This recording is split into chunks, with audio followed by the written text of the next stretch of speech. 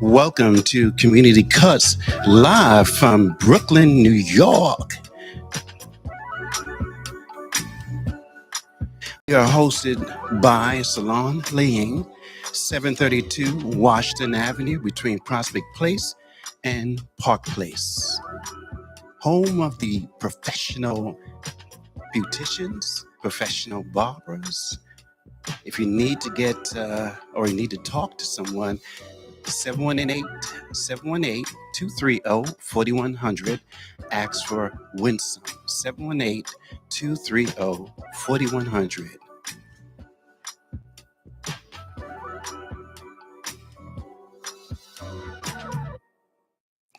Donnatella, how are you? Happy Friday. Happy Friday to you too. Glad to be here. We have a guest with us, and I can't wait to be educated. Not to mention, we have Rickie. Rickie James. Rickie James in the house. All right. Well, Community Cuts family, nice to see that all that participated today with this Community Cuts interview. Where is the camera pointing? You know, Thank you. I have to whisper to our founder. Tonight, Catherine isn't with us, so he's working the board, working the camera, and everything. And sounds like our sound is doing well on YouTube because we have some in-studio guests, and they're listening to the YouTube as well, right? Just tell them. You could turn off the YouTube now. That's the whole fun of being live, Duke. Okay, so tonight's special guest, would you like to introduce our special guest, Duke? I'm going to leave that to you. Okay. So tonight we have community activist Alicia Boyd. Drum roll. You can Google her, guys. So tonight, Alicia's going to talk to us about two different topics. And I'm going to let you pick the one that you want to start with and take it away. I would like to start with the lawsuit that we filed yesterday. Okay. And the fact that we got a temporary restraining order against a developer. So that's a really major accomplishment just to get that. So this is a development project that's happening next to the Book and Botanic Gardens, Prospect Park, off of Flatbush and Empire Boulevard. It's situated, if anybody knows that neighborhood, I do. The Empire Boulevard is basically a commercial zone, a lot of commercial businesses, and the developer wants to go in and what we call do a spot rezoning and break the commercial zoning and put residential on it. And right now, most of the buildings are like 1 to 4 story buildings, and they want to go up almost 15 stories. Ooh. Yeah, so it's a lot. But one of the things that we found out as we were investigating was that this particular site is very contaminated because a lot of these businesses had manufacturing businesses before. And so the soil is contaminated, the buildings have asbestos. And they're old.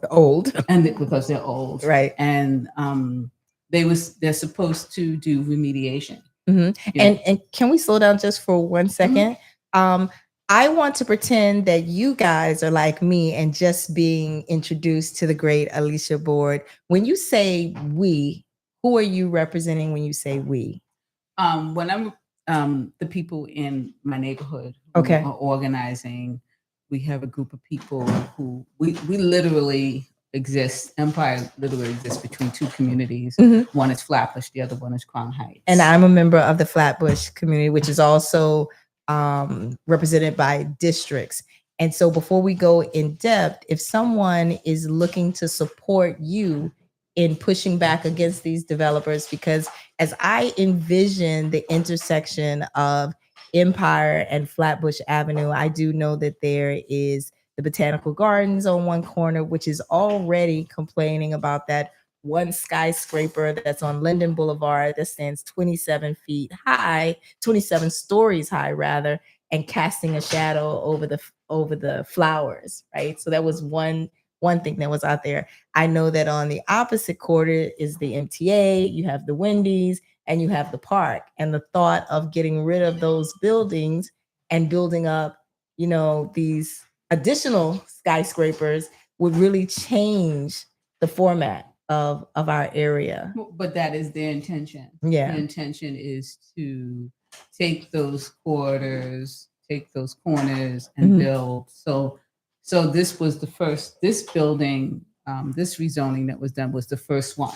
So they're paving the way for everything to come after. And there are a bunch of new residential buildings right there. If you go over to Empire in Bedford and Franklin, and also right at Rogers, they've knocked down where there used to be, back in the day, there was Caribbean City. If you were outside, right, partying, and if you had cars and you were purchasing tires, there was a Michelin shop right there on Rogers and Empire. And so my district, that must mean they're looking to move my assembly member's office eventually, because he's at Empire and Nostrand, right? So he's at Empire and Rogers. Yeah, Empire's and Rogers. Yeah. And that's Brian Cunningham.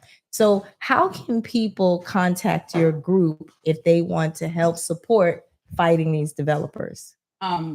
Yeah, we're going to need some support, especially because when you file a lawsuit, even though we are pro se litigants, so that means we're filing them on our own behalf. Right. And so we didn't hire an attorney. There's a lot of fees that are associated with filing a lawsuit. Absolutely. And so one of the ways that you can reach us is through our email. You can contact us through email, which is info, INFO, at MTOP. That's MTOPP.org, or you can call us at 718-703-3086. So I'll say that again, 718-703-3086. And the email address, you spelled out the domain perfectly. Can we do the email address just one more time? Yes, definitely. Info, INFO, at M as in Mary, T as in Tom, O as in octopus, P as in Peter, P as in Peter, .org. Excellent. And so tell us more about, I'm familiar with pro se filings. I actually am working with quite a few of my neighbors and constituents in my district, which is District 43, where we filed a pro se case against a landlord and building owners where I reside as well. What I'd like to know is more about the restraining order that you just obtained and where you see this fight going forward. Well, because this is because the city has determined that this is a toxic site and there's asbestos, they were supposed to be mitigating that and making sure that it was not going to be harmful. And they were supposed to do a further review, an environmental review of this space to see exactly how much toxins are in the ground and how it could be affected. So one of the things that the temporary restraining order does is stops them from touching the soil. Okay. That means they can't go in there, they can't move anything, they can't build anything, they can't. And the Department of Buildings cannot issue any building permits. So right now, the project is completely dead. That is a major accomplishment, because we all know. This is not the first time she has been seen doing this. She is an expert at handling the city of New York. Well, I wish I had known you when I started my pro se filings, and I will be reaching out to you for some advice. But I don't want to lose track of what we're speaking about in this day and age. It is, New York City and all the boroughs is changing drastically, and I feel like as much as I look forward to beautiful places to live, new small businesses, even anchor stores, right? I'm concerned that the people who have lived or resided in these areas during times when things were a lot rougher now can't benefit from some of the advances, right? And the cost of living of these new residents that they're putting up. Affordable housing just isn't affordable anymore. And in recent years, just from my perspective, these developers and building owners have found loopholes where they increase the actual so-called affordable housing. Right. Right. I'm glad that you mentioned that, because that was one of the things that we put into our lawsuit. Because one of the justification always is, oh, we need to do all of this development because we're going to create some Housing. housing. But what people don't understand is that when the politicians brag about, oh, this is going to be 50% or this is going to be 60% AMI, Mhm. you know, average medium income, Mhm. what they're not telling you, there's a program that the federal government has that if a developer is looking to get money for their affordable units that they're creating, and they all look for money, right? Right. They get an opportunity to increase the target population by 33%. Wow, that would explain why my rent is trying to go from 3,500. At one point a year ago, they were trying to make it 6,700, and now it's back to 4,500 for the same unit apartment that I'm in. Well, what this 33% actually does, instead of it being, let's say, for example, if they're bragging, oh, this is going to be 6% AMIs, what it actually does, it actually increases it to 80%. Really? Yes. So it's 33% more Of what they advertise. than what they advertise. And nobody tells you about that. So by the time the building gets on the market, you see that you can't afford it because it's actually luxury housing, Right. labeled as affordable. Right. And nobody is speaking about that. This is the loophole. And so one of the justifications that they have is always creating affordability. And in our lawsuit, we were really showing that why these apartments are not affordable to us, and why they're just luxury, and why they add to the burden of the community and does not help. And also, one of the things that I was born in Alabama, grew up in Maryland, went to school in Pennsylvania. When I moved to New York City, one of the things that I loved about Brooklyn, and I will say that Brooklyn is the only borough that really matters, but you all don't take any shade to that. I love the diversity. And so what I see happening is actually kind of like a flip of that diversity along with this gentrification. And it's funny to me, there are people that I see moving in this community. And to be clear, I know everyone thinks I'm 27, but I've been here now for 25 years, right? Okay. And so what I see is people are moving to Brooklyn, specifically Flatbush, and saying, oh, you know, I live in Flatbush. I love the culture, until the culture starts to beat the drums around carnival time, or the smell of jerk chicken is coming into their windows. So there's that part of housing, and the building that I live in is supposed to be a luxury building. I'm finding that a lot of these buildings are going up very quickly. And once you're inside, you're having problems with water leaks, with mold, with insects, and then some of the buildings are so large they don't have the money to maintain the staff, and it doesn't make sense. And I feel like some people say this is happening overnight, but I'm a survivor of 9/11, and ever since 9/11, when people left the Tribecas and moved across the bridge and they invented Dumbo and Vinegar Hill, these things have been happening, but it seems to be happening at an alarming rate in Flatbush. And the amount of mom and pop stores you see are shuttering at the same time. So that makes no sense to me.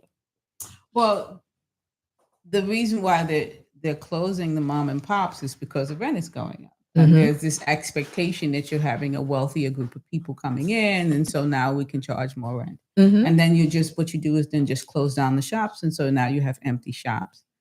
The idea of the city of yes changes, all the zoning changes, was supposed to give businesses an opportunity to have more space and be able to be more creative with that space and bring more businesses into the community with that space. But there was always still the understanding that certain spaces should never be touched. Absolutely. Like you still should have strictly commercial corridors or commercial streets that should not have residential, because you don't need to live next to everything. You don't need to live next to gas stations. You don't need to live next to automobiles. You don't need to live next to a Ferris wheel where you have that type of entertainment. So the city is always, this is the whole reason why we created zoning. We created zoning so that there could be a separation between businesses, so that You know, when you walk down a residential block, you're not seeing businesses on that residential block. You're just seeing residential. And when you walk down commercial, you're not seeing residential on the commercial. You're seeing all commercial. And so now what's happening is developers are finding the key word, the magic word, affordable. Mm-hmm. And then they feel like they can go anywhere. Right. It doesn't matter. If this is a strictly commercial street and there should be no residential, all they have to do is say affordable. And that's the magic pass, go, collect $200. Right. That's your get free card, get out of jail free card. Exactly. Let me say affordable. And they don't really, you know, and the City of Yes new rules is they don't even have to put the affordable in that building. The affordable could be anywhere within the district. So, and I'm not sure, again, if you all are just joining us live, we are speaking to the amazing Alicia Boyd, who is a public activist here in New York City. And we're talking about the recent lawsuit that was filed against developers and the restraining order that they have. I wanted to give you an opportunity, if you could wave a magic wand, what would you do or what would you suggest for these developers who want to come into our communities and yet still have, still leave a bit of our culture and develop in places that are safe? Is there anything that you would suggest? Or is there an area that you think these developments are better off in as opposed to where they're trying to develop now? You know, our zoning currently has the ability to incorporate development. And every development project that did not get an upzoning and did not allow them to build 15 stories, those people came in, built right within the community, the same heights, the same density, the same kind of, buildings that are already there, and they made a profit. However, when you flip it, the only ones that got flipped for $20, $30 million was the ones who got the rezoning, who got the ability to not build 4 stories, but got the ability to build 15 stories, because it's those development projects that make the money. Right. So the developers spend all their time negotiating with politicians to get this rezoning to build these buildings, and the only intention is to flip it. Right. Because we have development projects that did not have rezonings, that stayed within the context of the community, that built right within the community. None of them flipped. None of them flipped, because you can still make money. And when you say flip, I know these are terms that you are very, very familiar with, and I just want to make sure that the viewers are following along with us. So that means is that you buy a piece of property, and the square footage is worth maybe $50 a square foot. Once you get the opportunity to build 3 or 4 times more than what you were restricted, so let's say you could only build 4 stories. But now you got what you call a rezoning. So you got the ability to now change it and now build 15 stories. Now that square footage is now worth $500 a square foot. So then you sell, you don't even build the building. You just sell the land. Right. You just sell the empty lot that was once $50 a square foot. Now $500. So each time the developer then sells it, we call it flipping. You flip, you sell. The development makes $20,000 to $30,000. Is that $1 million. A process that they always use? They, in my neighborhood, they have. Every rezoning where they have been able to increase the heights, they have flipped it. Isn't Trump developing an issue of changing the zoning codes or the zoning law? Well, that's what Mayor Eric Adams did, this massive change. It was called the City of Yes. Did this massive change of rezonings, and it allowed developers to build more, to build higher, to build wider, to build up to the property line. And some of the protections that were in place for for residents Mhm. to protect them, just got rid of them because the more protection you have, the more expensive it is for the developers. Right. So this is also, you guys must have heard about the controversy about not providing any parking. right. Yep. Right, you heard it. Well, that was under the city of Yes. So That's now the law, developers yeah. can go in there and build a 100-story building and not have to give any parking. Yeah. Even though you're bringing in thousands or tens of thousands of people into that building, you don't have to provide any parking. So the designs that they have, one in the Navy Yard area, one on Flatbush Avenue Extension, and now Crown Heights. Yes, So and they're- that's both are the beasts. and that's with the city of Yes. But on top of all of that, you then still have what we call rezonings. Right. So you still have developers because greed there's no stopping greed. Right. Yeah. Once you make $1, you then want Right two. now, so now, despite all of that was given to them, all the ability to build higher, build more, build here, build there, and increase this, increase that, they still want to make money. So they still want to take that property that's $50 a square foot, be able to build 14 stories, and then do the flip. Mhm. That's sell it. Now, this particular development project is 7399 Empire Boulevard. The developer sold it. His name is Alex Adjan. Mhm. He sold the building and he made a $27 million profit. Without staying in the community or contributing to the Well, community at all. Didn't even develop the spot. Just I'm going to visit that address tomorrow so I can see exactly what. So that was 7399. Empire is right across the street from the McDonald's on Empire. That's where Western Beef is. Yes, it's across the street. It's on a corner lot. So on one side, it's across the street from McDonald's, and on the other side, it's across the street from Empire. So- But it's a huge lot. Yeah. What is the ferry, that ferry doing inside of Prospect Park about the rezoning and also the construction that's going on? I'm sorry. The Prospect Park carousel. What about the carousel? Have they said anything at all about the construction? They complained about the bathroom that it was constructed. Oh no, the Prospect Park Alliance and the Book and Botanic Gardens. Every time you have these rezonings, they say, "Oh, we stay out of community affairs. We stay out of the community." They don't want to. affairs." They don't want to get on the bad side of the developer. Right. Oh, and because their board is corporate America, Right. so And they have bringing- lawyers of developers, Right, and bringing these larger buildings with obviously higher tax bracket type Mhm. residents are Mhm. going to support the programs that are running in the botanical garden, and also Yes, also but in at the the park. same time, it's also going to destroy the botanical garden. Absolutely. I remember during the pandemic there was a large banner on the side of the botanical garden at the same corner of Flatbush and Empire that I don't remember the exact words, but it basically was "Don't block out the sun." Right. Yeah. I saw Right. that. And that attribute to I reside in that building that they're talking about, actually, that's casting a shadow over. Well, over Brooklyn. just so that we're really clear, that was a fight for sunlight was the Mhm. wording Thank that it you. was fight for sunlight. And what happened is they wanted to build a 3 or 4 tower building that was Mhm. going to be The the twins.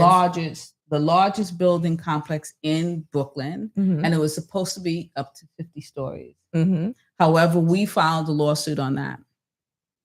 We filed a lawsuit before it went through the community review process No. because we had found the smoking gun. Mhm. And the smoking gun was the Department of City Planning had made the determination that nothing bad was going to happen to the Book and Botanic Gardens if you were going to put shadows for 4 hours over the I green do space. remember that. Right. They said, "Oh no, nothing's going to City happen. planning. Don't Yeah. worry, it's going to be fine. Mhm. We're going to get all this great affordable housing." Mhm. And then I found through foiling, Mhm. that's the freedom of information. Yes, I asking to Yep. look at their official documents. I found a document from the department of the Parks Department, and the Parks Department said, "We do not agree with you. We believe that this is going to destroy the garden. It's going to destroy the desert. It's going to destroy plants. It's going to Mhm. destroy this. It's going to destroy that." And once I put it into the lawsuit, Mhm. that Gave it a different life. The attorneys looked at it. The mice came out. Everybody looked at it and they said, "Oh no, you have to change that decision." Mhm. And so they took back their decision. Mhm. They came forward. The Department of City Planning did a 360-degree, said, "Oh no, it's going to cause harm. It's going to hurt the garden." And once they said that, It was a wrap. I was on the board it was a wrap. file a complaint and say what it is that they do not like about that they're planning on over there by the Botanical Gardens. I was concerned about the Eastern Parkway plaques that had the World War I veterans and Civil War veterans along the Eastern Parkway going up towards Utica. So I'm not familiar with that. that's something that goes back into the 60s. Oh, okay. They put them in the ground and they have not touched them, mentioned them, or known them. But if you're walking down Eastern Parkway, you notice that. And I did mention it to the Grand Army Plaza Library, and they said, "Oh, people are aware of that." Okay. And I'm sure they're aware. The question is if they're doing anything to protect it. Yeah. So this show is usually like an hour, and sometimes we go over.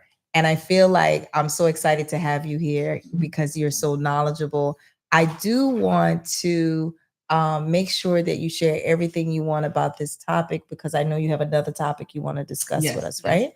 The last thing I just want to say is that this is a very heavily toxic site. And so the other issue that we have is that, you come into communities of color and if you go into a white community and you see them, digging up something, you see them with the covering, you see everybody in the white suits, and you see them obeying the law. But the moment that you come into a community of color, it's like, oh, it's okay.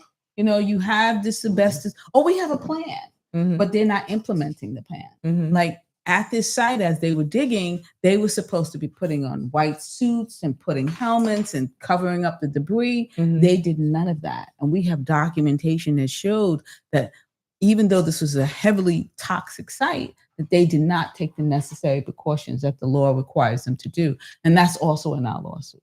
And so again, I think this is a great point, as I intend to go and grab bits and pieces of this and share it on other platforms, of how people can, if you can remind them how they can get in touch with you.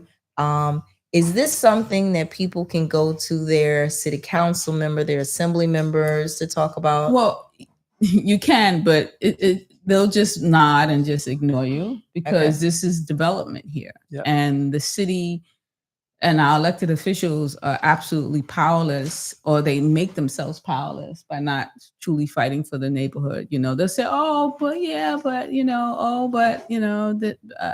and that's what they do." You could complain to your city council person, Crystal Hudson. She is on the lawsuit, and she's familiar with this platform.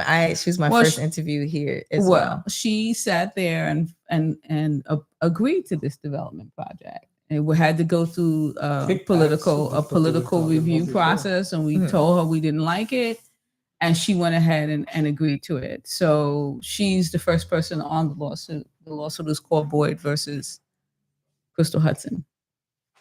Ouch. Yeah. Sorry, Crystal. Saying that there will be a lawsuit, and I'm no, the lawsuit is already filed. Yes, the lawsuit has already been filed. The temporary restraining order is definitely in. Because we have to start protecting our communities, and they have to stop thinking of our communities as just, places. I mean, the developer himself, Alex Adman, he was a convicted felon. He sat there and he was a part of the Colombian drug cartel. Ooh, and my mom is watching this live, and I'm sure I'm gonna get a call. Don't mess with those people. So he got busted in a sting operation by the federal government. He did 4 years, and then he got pardoned by, guess who? The person that's president now. Yes, Trump. Trump pardoned him. And then he decided. See, even when you say that name, all the dims fall apart. Your water bottle fell over. My phone fell off the seat. So he pardoned him, and now he's in the community making millions and millions of dollars, and then still harming us by not ensuring that the site is protected, not ensuring that the rules and the plans that are put in place actually.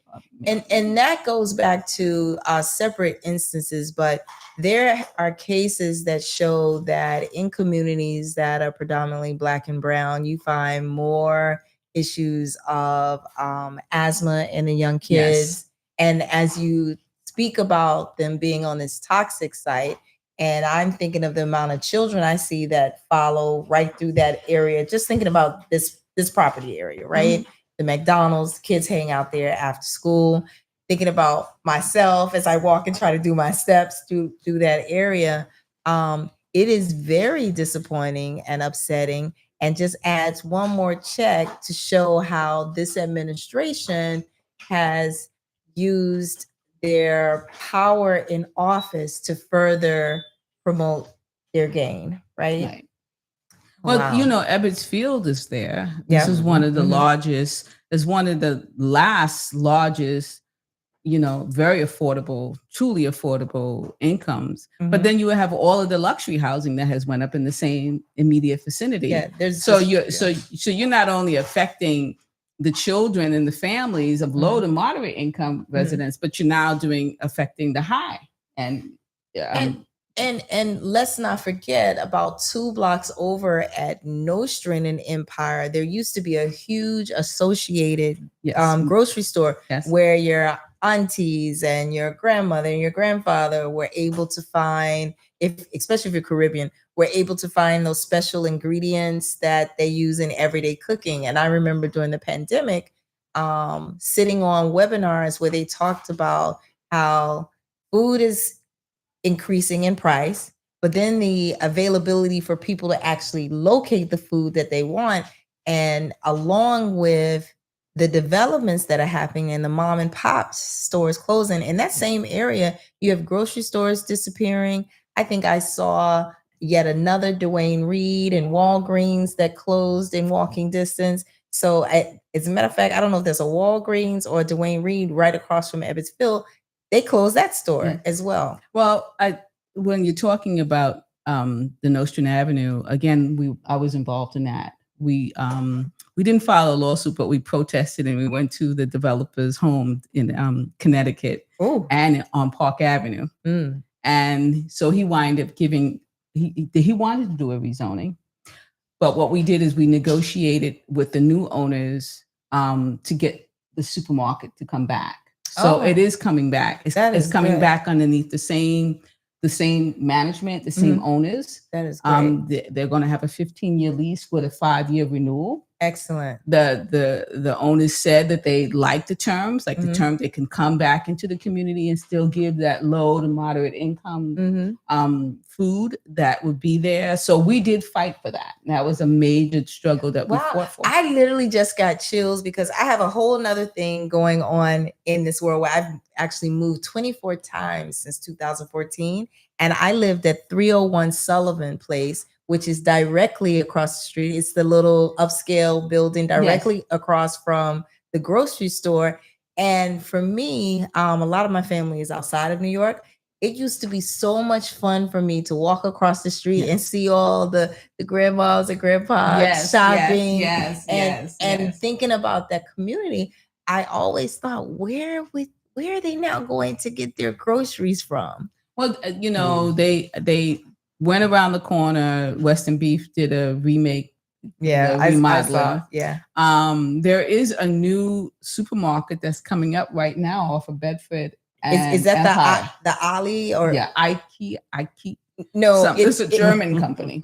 Oh, it's a German company. Ali's. There's a couple of alleys that are supposed to be coming into Brooklyn Flatbush area, which are, get this, you guys, supposed to give the other grocery stores a run because they're known for their more affordable prices. Well, this particular development project, they'll be open within the next couple of months, and that's supposed to be that type of store. It's supposed to be. It's a German store, and it's supposed to be bringing very reasonable prices. How about healthy options? Because I know that's something we don't have. I don't know about the healthy options. I've never been to this store, but I just heard what people have told me. Like they cater towards, not like very similar to like a BJ's. Okay. But it's not going to be a BJ's. It's just going to be a regular, but they have larger items. Like they have bulkier stuff so that if you have a family, you can buy that's bigger good because products and stuff like that. So it's supposed to be very reasonable, they said. So we'll have to see. and so in a couple of months, you guys, in case you didn't notice, my new BFF is going to be Miss Alicia Boyd. Because if you didn't get anything else from tonight, you understand that she's a person that gets things done. I know you're not doing it by yourself. No, I'm not doing it. But on a pro se case, when the plaintiff is Boyd, you are doing a lot of things by yourself. Well, I mean, we have some respect. Yeah, you go to court and they respect this. At first it was, oh, this is going to be easy. Yeah. But then they're now coming in a very different space. And what I liked about some of the content, and as soon as Duke, who's the founder of the show, who's always behind the camera lately, very quiet, gave me your name while I'm speaking to him, I'm Googling and a video popped up. And what I loved about you is that in those rooms, they try to use their position, education, articulation to intimidate. And you were like, no, this is my time. And I love that. I thought you had either your children or your grandchildren with you. And it was my grandchildren. And so in my head, I said, oh, she is teaching her grandchildren how to be accountable and hold people accountable for what you want. And that is amazing. So if you guys don't do anything else tonight, you are going to Google Alicia Boyd so you know who she is. Do you have a social media platform? I mean, I'm not, a social media person, but my people do have a social media platform. Okay. You can Google. We do have a website that has a lot of this information. I'm also an educator, okay. So I have 2 masters. Okay. And one is in education, and I used to work for the Board of Ed. So okay. Part of what I do is to educate. So excellent. I do educate. So definitely you can go onto our website. Again, it's mtopp.org.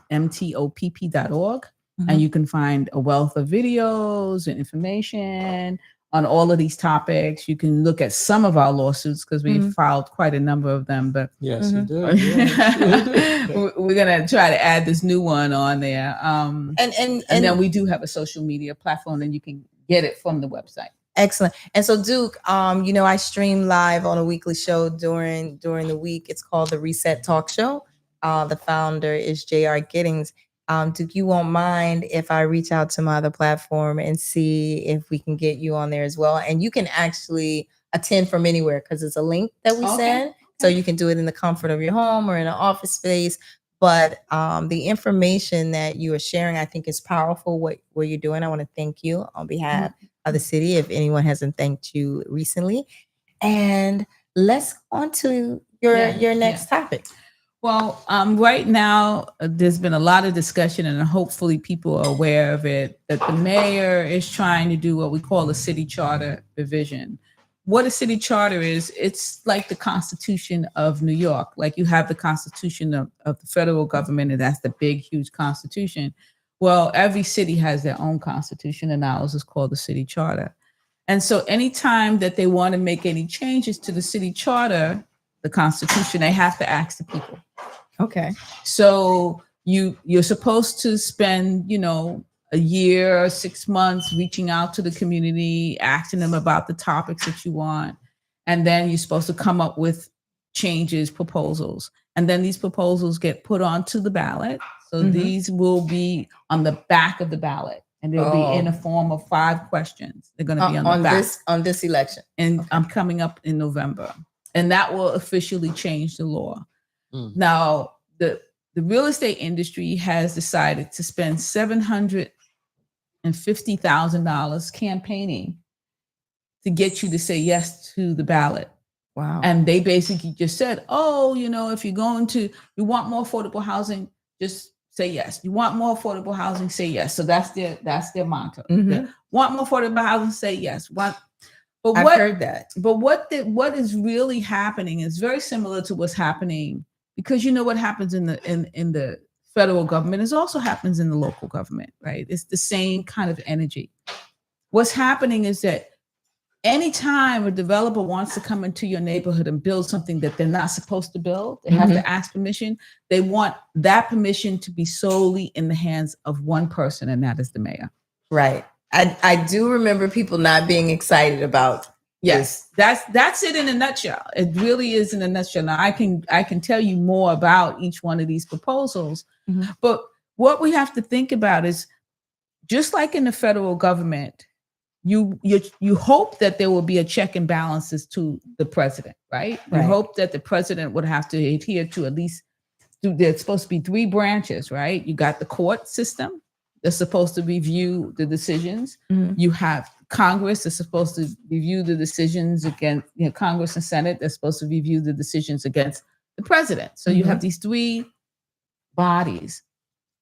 In New York City, this charter revision will take and strip your city council people, and they will have no say in anything that happens when it comes to development in your neighborhood.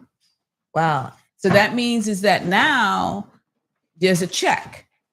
The city, which is controlled by the mayor, so the city agencies process the application of a land application because they want to do something. So let's just do an example. Oh, they come in, they want to put a 15-story building, and there's nothing but 1 or 2-story buildings around the neighborhood. So they want to put 15. So they have to go through the process. The mayor says yes, because the mayor always says yes.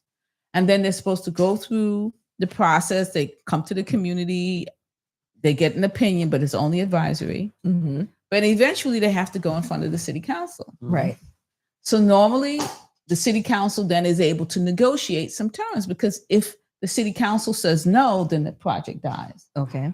So that way, some city council people will fight for their community and get some better terms. Right. Because, the developers are not trying to give you anything. They're trying to make as much money as they possibly can. Anytime they have to give you something, that means less profit for them. So here you have your city council person who's supposed to be negotiating for your community, even though sometimes they only negotiate for themselves. Go ahead, walk past. We're live. For those of you who don't realize, we are live in a small business in Brooklyn, and there are beautiful people being serviced. So Again, what this the city council, the city planning board are open to the public. So if you have an opinion or want to see these things in action, do go down there. So what happens is normally they have to reach out to the local council person who's responsible for what happens around land in your community about development, and they have to get your local council person to agree. Right. And so that's way, if you have a very strong city council person, that means you're going to get more out of this developer. They want to take that power away from the city council. So city council has nothing to say. Will have nothing to say about This has happened anything. before. This has happened before. They will have no power to say anything about any development. It would start with the mayor and it would end with the mayor. That is really concerning, especially given the news that we received this past Sunday that the current mayor, that we at least know how he thinks, is not running for re-election. And to give that power to someone who's coming into office that we have no idea how they're thinking is really kind of scary when you think about it. Well, I have never, just from a political perspective, I think that Eric Adams is probably the worst mayor that we've ever had when it comes to real estate and development. He has given the real estate industry so much and allowed so much now to happen. And this is his city charter provision. So This is his dream. His dream was to be the all-powerful mayor, very much like Donald Trump has the dream of being all-powerful in the world. Right? This is their dreams. And for me, it doesn't matter who's in the hot seat or who's the mayor. What they say was that saying, power corrupts. Yep. Mm-hmm. You can be the nicest person until you get power, or the nicest person until you get money. Power corrupts, and it corrupts absolutely. So there should always be in your government a check and balance. Agreed. Because you cannot allow just one person to have all the power, because it goes to their heads, and then you no longer have a democracy, you have a dictatorship. Right. And that's what the city charter revision is about. It's about removing any kind of oversight, review, and allowing the mayor literally to be the one that makes the final decision. So going back to what you talked about in terms of voting and where these choices will be on the back of the ballots, I don't recall seeing any type of advertisement. I mean, we're less than a month away from the next opportunity to vote in the election. And I don't hear anyone educating anyone about what it means when they flip over their ballot and they see these choices, and how they should be doing just the opposite of the $750,000 that was spent for the campaign. Don't say yes, say no. Right.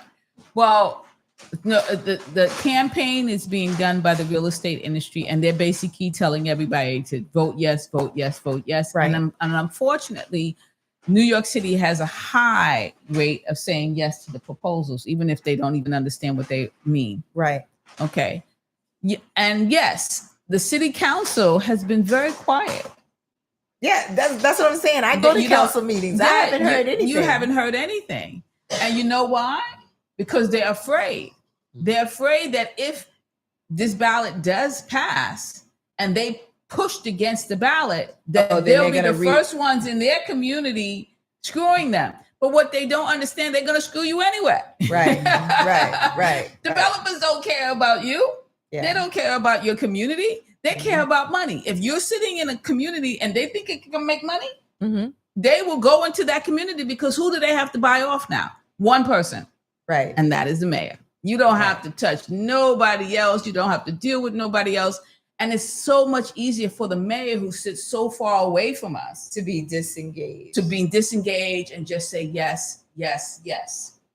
So, this, I don't want to say anything because, and our city council people only have 4 more years. Yep. So it's not like this is a life. But then they're also looking for, well, what am I going to do after the 4 years? Right. Which Who's going to hire me? Yeah. How am I going to make money? And here the developers are saying, okay, if you don't say anything, I'm going to hire you.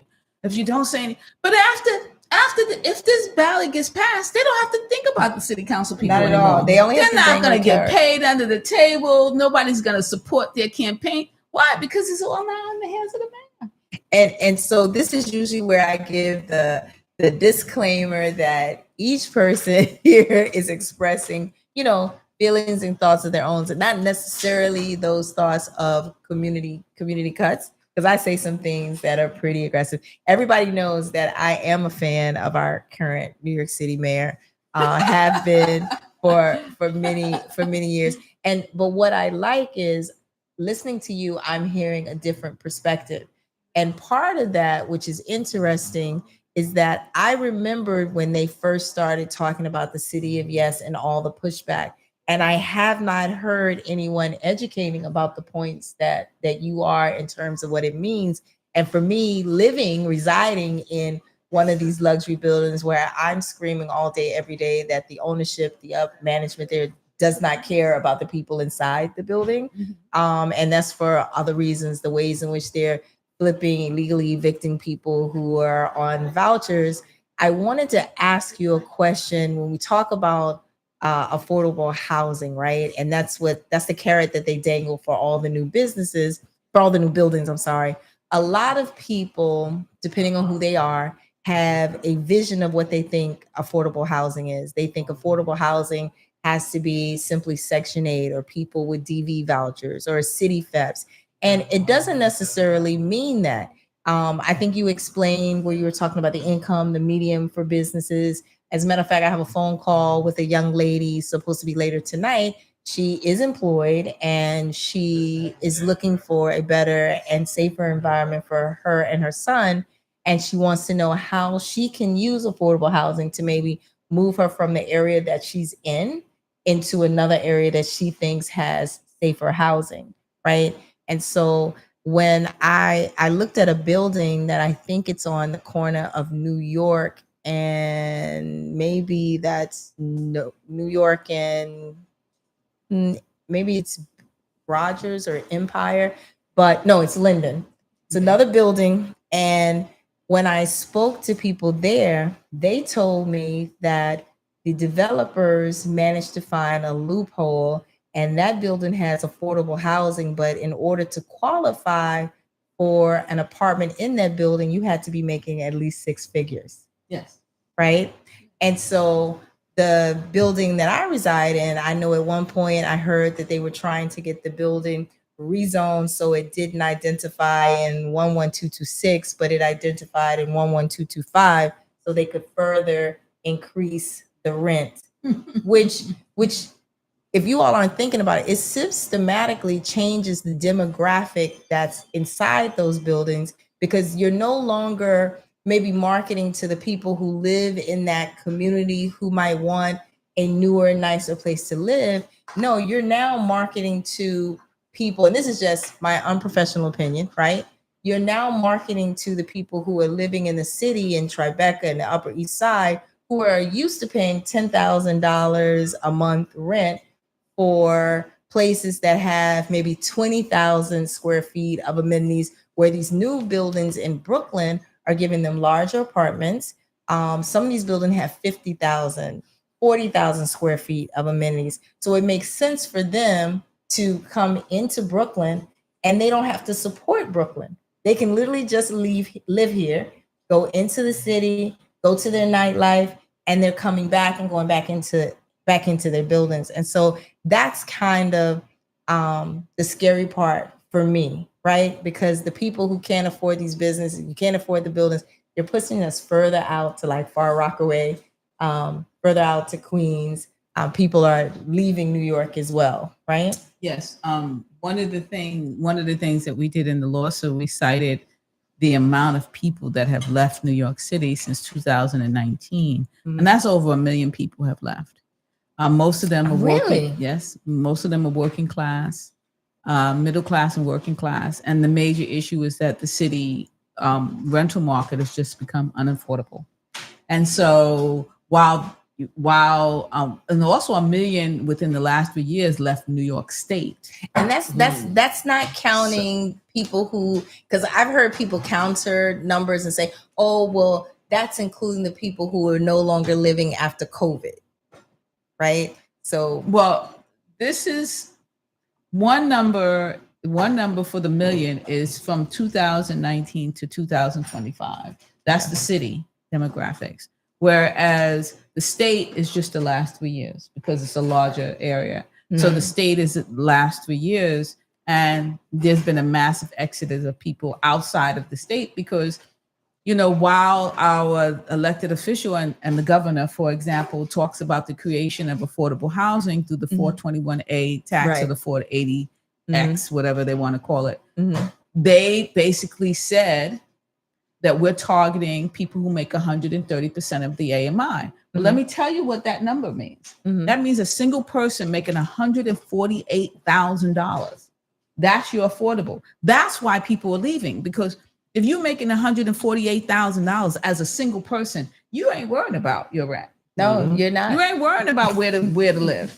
You got so much you got so many options, you got options everywhere. Yep. So you keep calling it affordable, but it's not addressing the needs of the people who actually, so they get up and leave. So you can sit there and say as much as you want, oh, I created 150,000 affordable units and I created, $200,000 units. But if those units keep targeting people who make 130% AMI, so that means a single person making $148,000, well, of course, you're never going to address the crisis because that's not where the need is. The need is for people who make $20,000, $30,000, $40,000. That's where the need is. A single person making $20,000, under $25,000 has a 6% chance of finding an apartment. Right. So if you're a student, if you're an elder person, if you're on disability, and that's your only income, you're not finding an apartment in New York City. Right. And the lotteries, I remember, I remember hearing a couple of really horrific stories in the last 10 years of people who literally ended the lives of people who had these apartments that were rent stabilized or had programs attached to them in order to take over their apartment and assume their leases. Yeah, I mean, they've done everything that they can to remove the existing population, both legally and illegally. But eventually, this is a forecast. Right now, they want to build as much housing because every developer that's trying to build now know it's a matter of time. Yeah, before the bottom. Out. Because you can't keep building. You can't keep building for a small group of people all over the city and expect somehow to make a profit. That's why the rezonings are still very important, because developers just go in there, do the negotiations with all the politicians, and then they just flip it and then they walk away. They don't have to worry about the development anymore. They don't have to worry about, the amenities. They don't have to worry about the concierge and the staff that's going to keep. They don't worry about any of that. They walk away with their bags of money. So the rezoning still are a way in which they can get a piece of property that increases value and make money and walk away. But eventually the bottom will fall out of this. Well, it becomes harder to look for apartments. Like, I'm looking for an apartment right now. I went to see an apartment on Fulton, at the corner of Fulton and Claremont. I think it's 475 Claremont. That building is maybe 7 feet in height or so, but very, very nice building. And is it new? It is new-ish, right? Okay. And so one of the 2 bedrooms, I said for giggles, right? Because I have a Snapchat and I'm taking people through different places. And be sure I'm only showing you places that I would never live, so don't look for me at Claremont. But 2 bedroom, 2 bath, beautiful apartment with an outdoor, I think an outdoor balcony. I think he said it was 350 square feet or 400 square feet. It was $7,000 and something a month, but it's 2 bedroom, 2 bath at the corner of Claremont and Fulton. Right. 1 bedrooms, beautiful one. I saw $4,600 a month. And I said to the gentleman who was showing me around, very, very nice guy, new to Brooklyn in terms of doing rentals. I said, who is living in these buildings? Because in my head, having a corporate background, first thing I thought was, well, the majority of people, depending on what industry they're in, right? I could see them living here. But I said, it must be lawyers, doctors, maybe teachers, but even a teacher paying $8,000, that's more like a professor, right? And so he said, so you know what he said to me? He said, well, we have some families, some young people, but there are a lot of doctors and real estate agents that live in the apartments, because I'm trying to figure out how much. And remember, to get these apartments, you're supposed to be making 40 times the rent a year, right? 40 times the rent a year to move into these establishments. Ooh, so well, the problem is how many lawyers and doctors do you have? Right. In the city. Again, it's about numbers. If you're not building towards the medium in the city and you're building towards these outliers, and they wind up becoming outliers, then you're going to have a whole lot of development projects that are going to be empty.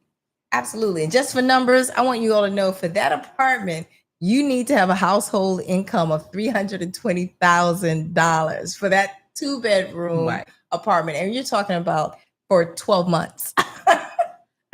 And you think about it, if you're making $300,000, you got options everywhere. Yeah, you could be next to the park. You can be in Manhattan. You could be on the waterfront. You have so many options. So why would you go into the middle of Bed-Stuy that has nothing but the railroad? It's not a development. It have a subway, and that's it.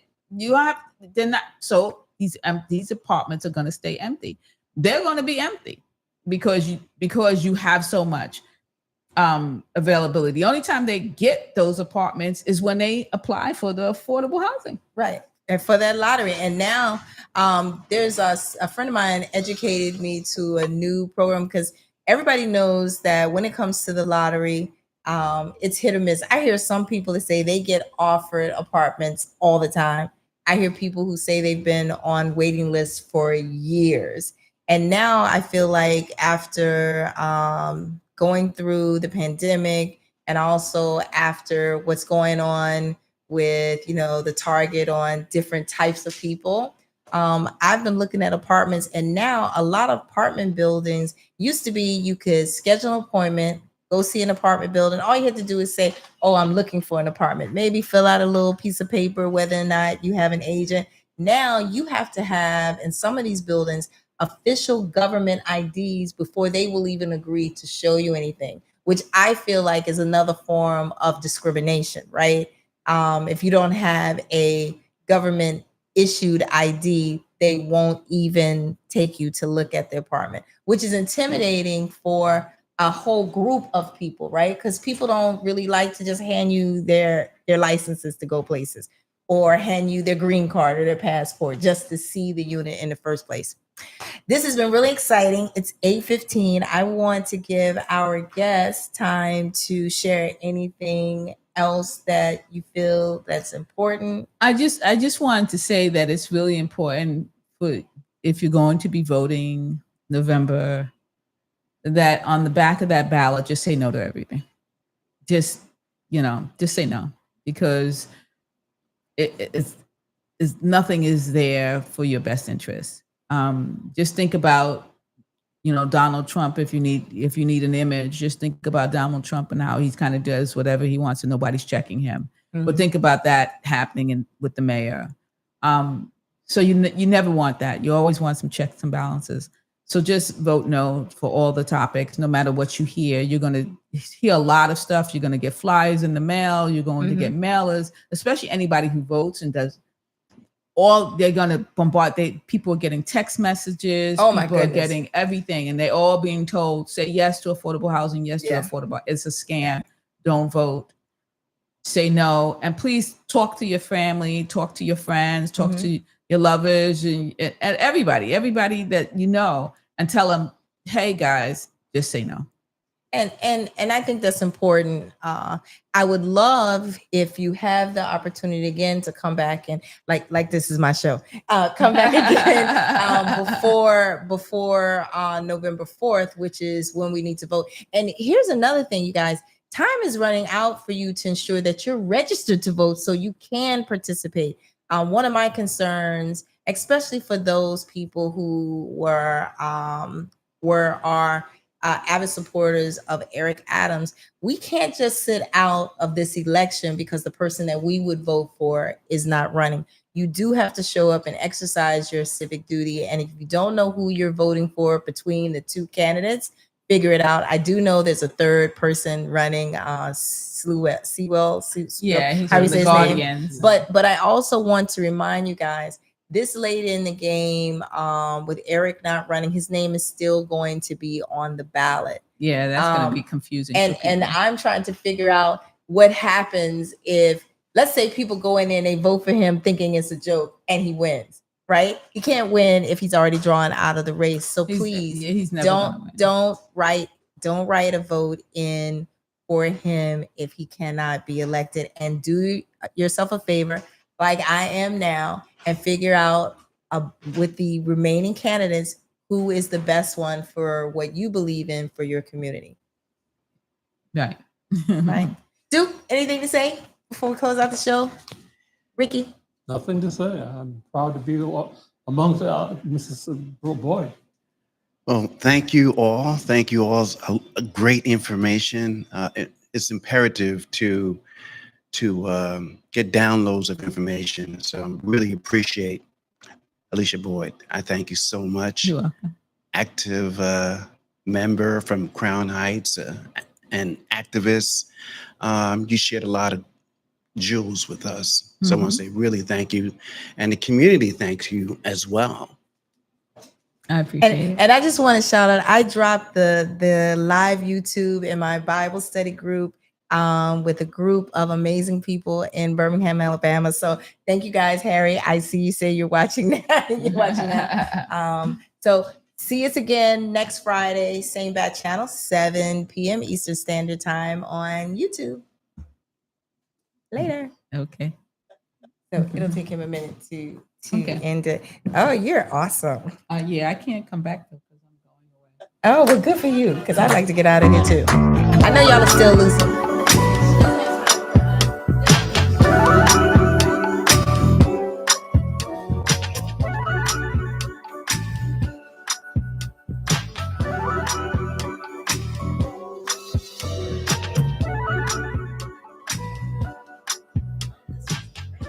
Thank you, family. Thank you for joining us. Community Cuts every Friday, every Saturday night. Community Cuts. Live from Brooklyn, New York.